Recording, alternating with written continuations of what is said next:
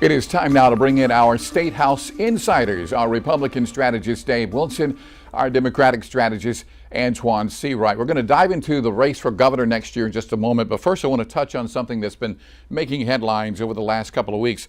Lexington County lawmaker R.J. May in all kind of legal trouble now, charged with distribution of child sexual abuse material. He hasn't made a statement one way or the other. He's been suspended from office by law, and some lawmakers, Dave, are calling for May to go ahead and resign. They say do the right thing and step down. What are you hearing over at the State House? I read the indictment, and it is, if any of this is true, it is a very telling sign that there was a lot of trouble going on in RJ May's life. That was a lot of cover up. This is a point in time where it is important to people who live in the Red Bank area, who live in that part of Lexington County, actually have representation, because he is not able to do so right now because he's behind bars and will not be coming out anytime soon. Well, I think that this is very reflective of a long-standing, long-term reflection of what you see from many Republican leaders in our state. Not all, but many, particularly those who try to act as if they are a different ball of wax or they're cut aboard everyone else. He's the leader and founder of the Freedom Caucus, as I understand it. They seem to want to be chaos agents and act as if, or conduct themselves as if they are a different cut of the meat than everyone else. And here we have this total different lifestyle being led and developed behind the scenes. I'm not here to judge anyone, but I don't think that RJ May has the continued trust of the public as a whole, but certainly not the people that he represents over in Lexington County. And I hope that he does do the right thing for the sake of South Carolina. I want to turn our focus now for the race for governor. Of course, Henry McMaster will become in fact, he is already the longest serving governor in the state of South Carolina. And next year, it is up to the voters to decide who's going to take over. We're hearing that State Attorney General Alan Wilson is expected to make a big announcement on Monday. Dave, what are you hearing about that? Is he going to throw his hat into the ring?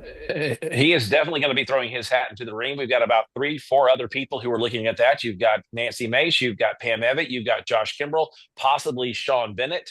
And so there are a lot of folks already beginning to line up for that position because it is a wide open race. There is no incumbent that's going to be running in this race. So you've got a great opportunity for a lot of voices to be heard.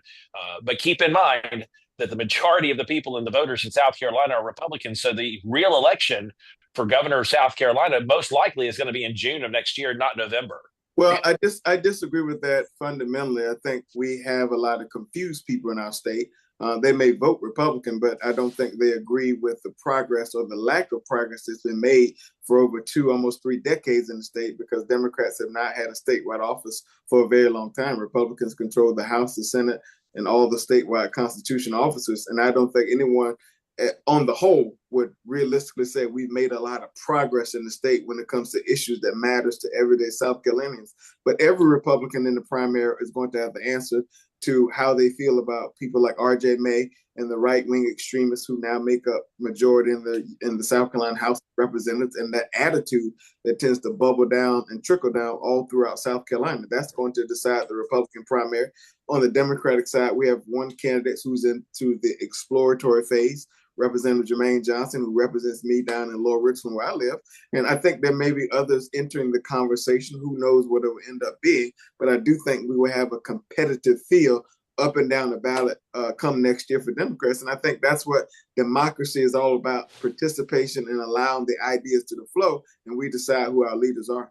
Because we also have to keep in mind the fact that it is not just governor that we're going to be electing, it's every other constitutional officer and every member of the House. So that's an important part of this election process that we want South Carolina voters to keep in mind. And Dave, I would just say that if we were running South Carolina as a business, as you all like to say, and we had to measure the CEO's results, and voters had to decide whether they're going to keep the current regime in charge or not. And if you measure them in an authentic, true way, and you look at South Carolina, you look at the fact that we're last in the places we should be first in, and first in the places we should be last in, I think voters will ultimately decide, hopefully in South Carolina, it's time to change directions of our state. I just don't think that that's the case. I think you've got a lot of jobs that have come into this state, tens of thousands of jobs that have come into this state. We're lowering the state tax, income tax in this state as well.